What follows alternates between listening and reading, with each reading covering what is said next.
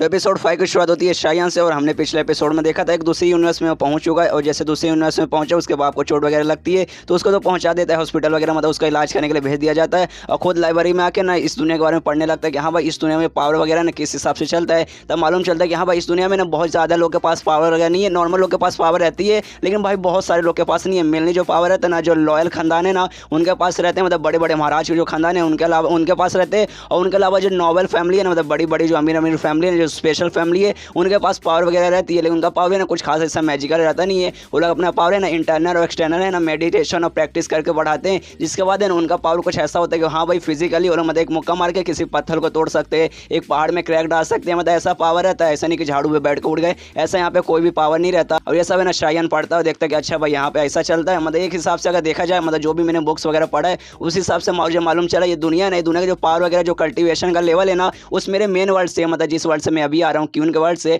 उस हिसाब से बहुत ज़्यादा कम है। लेकिन कोई बात नहीं यार, पावर पावर रहता है, भले छोटा रहे या कम रहे, मुझे बस किसी तरीके से ना कोई भी कल्टिवेशन का स्किल मुझे चाहिए, बस किसी तरीके से आ जाए एक जीरो लेवल पे बस पहुंच जाए, फिर अपना सिस्टम का यूज़ करके उसे बढ़ाने की कोशिश करूंगा। जीरो लेवल से 1 पे, 1 से 2 पे, 2 से 3, मतलब किसी न किसी तरीके से ना उसको मतलब बढ़ाने की अपनी कोशिश करूंगा। बस एक बार मुझे मिल जाए कोई ना कोई पावर, ताकि मतलब थोड़ा बहुत मुझे भी लड़ाई वगैरह के लिए ना थोड़ा सा पावर वगैरह आए। इसका तो और भी बुक्स में देखने लगता है कि हाँ भाई इस बुक के जरिए कोई भी एक स्किल कोई भी एक टेक्निक मुझे आ जाए जो कि शायद मेरे काम आ जाए, फिर अपने असली दुनिया में मतलब मेन दुनिया में जाऊँगा, क्यों वाले दुनिया में जाऊँगा, उसे सबक सिखाऊंगा। लेकिन इसको जो भी बुक्स वगैरह निकालता है ना इसको कुछ भी समझ नहीं आता। उस बुक में जो भी वर्ड्स वगैरह जो भी अल्फ़ाबेट लिखे ना इसको अच्छे से समझ आ रहा है, लेकिन भाई अगर वो जो टेक्निक के रूप में पूरा लिखा गया ना, पूरा एक सेंटेंस बनाया गया, पूरा एक पैराग्राफ में लिखा गया है, उसको कुछ भी समझ नहीं आता कि अरे भाई मुझे सच में कुछ नहीं समझ आ रहा, पता नहीं सुनने का टेक्निक वगैरह कैसा है कि हाँ भाई शब्द मैं समझ पा रहा हूँ, सेंटेंस समझ पा रहा हूँ, लेकिन भाई एक सच पूरा सवाल है ना यार मेरे दिमाग में कुछ भी नहीं घुस रहा। और 3, 4, 5, 6, 10, 12 ऐसा बहुत सारे बुक को ट्राई मारता है, लेकिन किसी बुक से ना उसे कोई भी आइडिया नहीं पड़ता कि हाँ भाई यार मैं कैसे सीखूं। भाई मुझे नॉलेज मिल गया कि हाँ भाई इस दुनिया में ऐसा ऐसा चलता है, लेकिन जब भाई मेन टेक्निक सीखने गया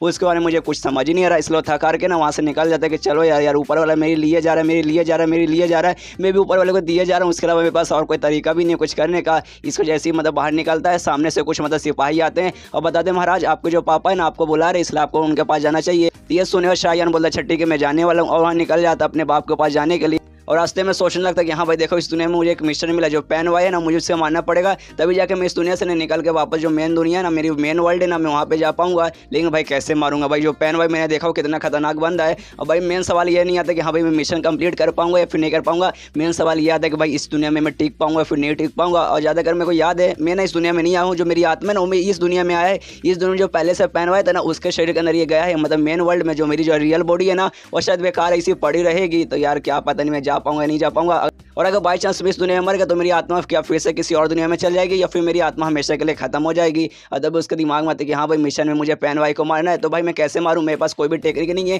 खाली एक ही स्किल है मेरे पास जिसे कहते हैं यंग ऑफ स्टेबिलाइजेशन, जिसमें ऑफकोर्स मेरा स्टेमिना वगैरह बढ़ता है, बेड पे मैं थोड़ा अच्छा हो जाता हूँ और फिजिकली भी मैं थोड़ा सा अच्छा होता हूँ, ज़्यादा नहीं बस थोड़ा सा अच्छा होता हूँ। तो क्या मैं उसका यूज़ करके लड़ पाऊंगा पैन वाई से? तो अपने सिस्टम में देखते हैं कि हाँ भाई यार कुछ बच्चा वगैरह है कि नहीं, इसका मैं यूज़ कर पाऊंगा कि नहीं। तब मालूम चलता है कि नहीं आप इसका यूज़ नहीं कर सकते, इसको है ना खाली आप अपने मेन वर्ल्ड में यूज़ कर सकते हैं, इसके अलावा आप इसको कहीं यूज़ नहीं कर पाएंगे। और ये देखने बाद उसका दिमाग खराब के सारा एक एक फालतू सा स्किल था उससे मैं भी इस दुनिया में यूज़ नहीं कर सकता। और तभी अपने बाप के पास जाने के लिए तो निकल चुका है। तभी रास्ते में ना बहुत सारे सिपाही तो आपस में ये बात करके अरे बाप रे जो शादी हो रहा था ना हमारे महाराज का बेटा और लड़की के बीच में, उस समय ना उसका जो लड़की का आ गया उसका आशिक आ गया और उसने हमारे महाराज के साथ लड़ाई की जिसका नाम पैन वाई था। उसने हमारे महाराज की भी बैंड बजा दी थी, हमारे महाराज को भी काफ़ी ज़्यादा चोट लगा था, पेट में मारा था जिसके पास उनके मुंह के अंदर खून भी निकला था। और तभी जो महाराज यानी शायान का जो बाप है ना उससे मिलने ढेर सारे लोग आते हैं, मतलब ऐसे नॉर्मल लोग आते हैं, उसकी जो प्रजा के जो लोग हैं ना वो आते हैं, लेकिन सिपाही लोग मना कर देते कि नहीं आप लोग नहीं आ सकते, अभी हमारे महाराज है ना आराम कर रहे, आपको उनसे मिलने की कोई भी जरूरत नहीं, आप सब नॉर्मल लोग हैं, हम आपके पास नहीं भेज पाएंगे। और यहाँ पे ना शायान वहाँ पे पहुँच जाता है कि हाँ भाई मेरे बाप बुला रहे हैं मुझे तो मुझे जाना पड़ेगा।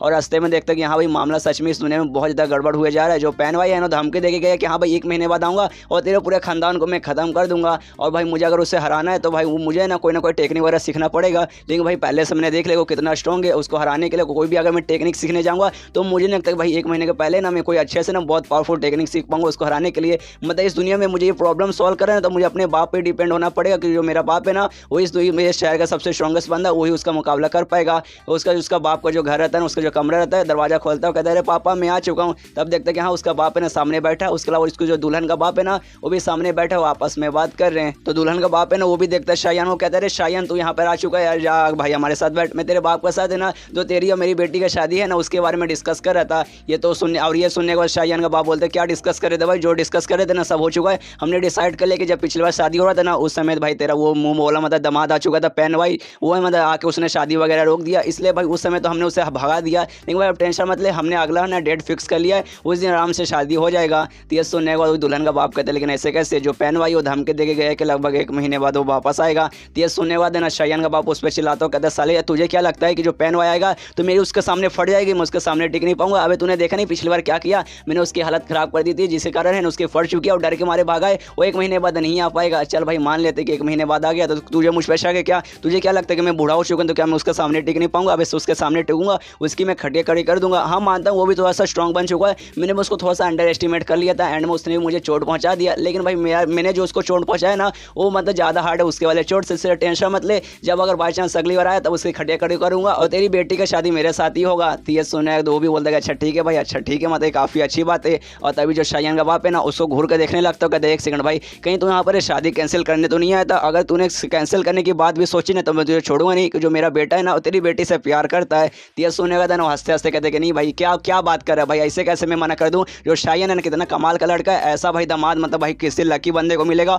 और मैं लकी बंदा हूँ कि हाँ मुझे शाहजहान जैसा दामाद मिल रहा है। ये सुनकर शाहजहान का बाप हंसता है कि अरे यार मुझे मालूम था यार तू यहाँ पे यही सब करने आएगा, तो शादी कैसे कैंसिल कर सकता है, शादी कैंसिल कर देता मैं तुझे ही सुनिए से कैंसिल कर देता। तो ये सुनने का दुल्हन का बाप बोलते कि अरे हाँ यार हम दोनों दोस्त ऐसे कैसे हो गए है, दोनों हंसने लगते हैं। यहाँ पे शाहजहान भी सोचते कि हाँ भाई दोनों बूढ़ा सटी आ गए हैं, खाली ऐसे हंसे जा रहा है। उसको जो दुल्हन का बाप है जाने लगता है अच्छा ठीक है मैं जा रहा हूँ, मेरी बेटी आपकी मतलब कब्जे में है तो प्लीज़ उसे संभाल के रखेगा, उसे कुछ होने नहीं दीजिएगा। ये सुनने के बाद शाहजहान का बाप कहते हैं कि अरे हाँ यार वो मेरे घर की बहू बनने वाली है, टेंशन मत लो उसे कुछ नहीं होगा, और जब मेरा चोट वगैरह ठीक हो जाएगा ना हम लोग आराम से बैठ कर दारू वगैरह पियेंगे, आराम से मजे करेंगे। वो उसका तो वहाँ से चल जाता है। यहाँ पर जो शाहजहान है ना अपने बाप से कहता है ठीक है मेरे पापा जिस हिसाब से आप बातें करें ना, मुझे ऐसा लगता है आपका जो चोट है ना वो ज़्यादा गहरा नहीं है, तो शायद मुझे ऐसा लगता है कि 1 महीने बाद जब पैन भाई वापस आएगा तब उसे संभाल लेंगे। लेकिन नहीं, उसके बाप को जो चोट था ना वो सच में बहुत ज़्यादा घायल था, मतलब सच में उसको चोट था ना बहुत ज़्यादा गहरा था, वो यहाँ तक कि सही ना चल भी नहीं पा रहा था। इसलिए अपने बेटे को बोलता रहे बेटा यार प्लीज़ यार मेरे पास आया संभाल यार, मैं सही से चल नहीं पा रहा। तो उसका बेटा देखते कि अरे बाप रे मेरा बाप है ना नाटक कर रहा था खाली, इसका चोट बहुत ज़्यादा सीरियस है। तो अपने बाप को उठाता है और ले जाता है बेड पे।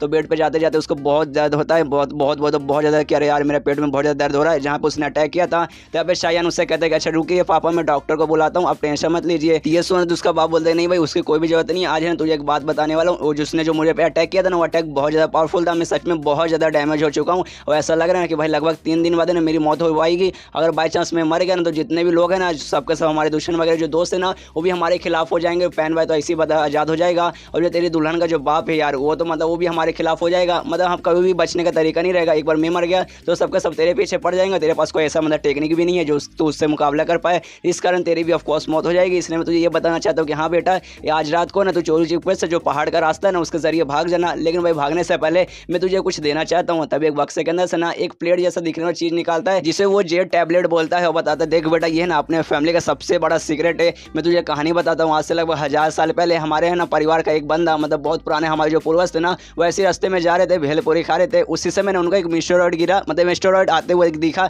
यहाँ पे पृथ्वी पे ना स्पेस से कुछ मिस्टेरॉइड आ रहा है, इसलिए वो देखने के उसके पास करे वो क्या है। तब उसके पास गए तब उनको ये दिखा और ये एक मैजिकल आइटम है, इसके अंदर कमाल की मैजिक है, और जैसे कोई भी बंदा छूता है ना उस बंदे को ना इसके जरिए कोई भी एक सुपर पावर मिलती है, मतलब एक कमाल की टेक्निक मिलती है जो कि हमारे फैमिली में चले आ रहा है। लेकिन इसके अंदर जो भी टेक्निक है ना वो बहुत पावरफुल है, लेकिन हमारे फैमिली का कोई भी बंदा है ना आज तक उससे अच्छे से ना पूरा सीख नहीं पाया है। देख भाई हमारे फैमिली को एक टेक्निक आता है फिंगर ऑफ बाजरा, जो कि पूरी दुनिया जानती है कि हाँ भाई फिंगर ऑफ बाजरा नाम की है ना एक टेक्निक है जो हमारे पूरे खानदान में आती है, जो कि खानदान में ना हजारों सालों से ना एक दूसरे के मतलब एक बंदे से दूसरे बंदे पे ऐसा शिफ्ट होते जा रहा है, और मेरे पास भी वो है और ये मैं तुझे देना चाहता हूँ, बताना चाहता हूँ कि हाँ भाई ये जो टेक्निक है ना हमें इसके जरिए मिला, लेकिन इसके अंदर ढेर सारी पावर है, लेकिन भाई हमारे खानदान में ना आज तक किसी को भी इसके अंदर से ना पूरा पावर नहीं मिला है, बस यही एक टेक्निक मिली है फिंगर ऑफ बाजरा। तो ले बेटा मैं तुझे दे रहा हूँ, इसको संभाल के रखना और इसके जरिए तू भी ना फिंगर ऑफ बाजरा की टेक्निक लेना। और जैसे शाहजहान उसे लेता है ना उसमें से एक अजीब सा लाइट वगैरह चमकता है और तभी देखता है भाई इसमें क्या हो रहा है, भाई अचानक से क्या हो रहा है। तब उसका सिस्टम में लिखा था कि हाँ भाई इसे बोलते हैं सेक्स्ट्रल जे टैबलेट, और ये बहुत स्पेशल टैबलेट है जिसके अंदर से कोई भी एक मतलब कमाल का एक टेक्निक मिलेगा, और इसका खाली एक ही यूज़ है